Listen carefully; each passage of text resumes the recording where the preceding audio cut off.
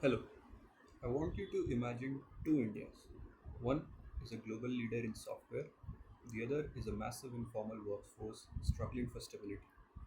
India is currently in a race against time to avoid the middle income trap.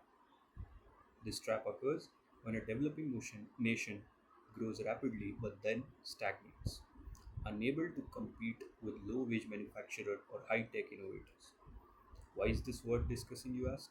Because India's demographic dividend, our huge young population, is a ticking clock.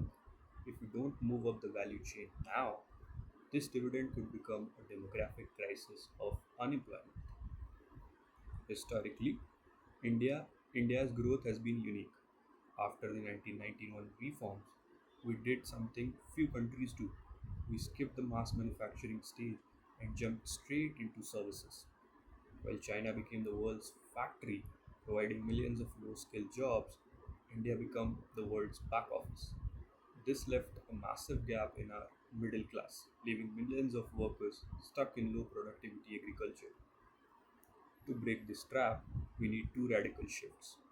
First, we must replace our degree obsessed culture with a vocational revolution, implementing a nationwide apprenticeship model similar to Germany's.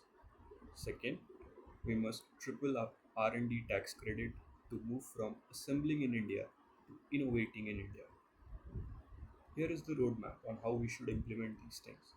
Year 1 and 2, we should focus on policy overall to mandate industry led skill certification in every college.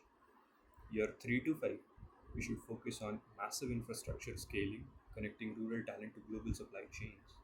And by the year 10, our goal is to shift 50% of the workforce into formally skilled roles, up from less than 5% today.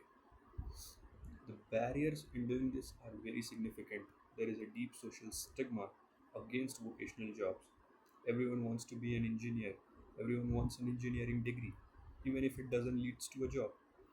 Furthermore, political short-termism often favors immediate subsidies over long-term investment in educational quality that takes decades to show results. Ultimately, economics is not just about GDP growth or inflation targets.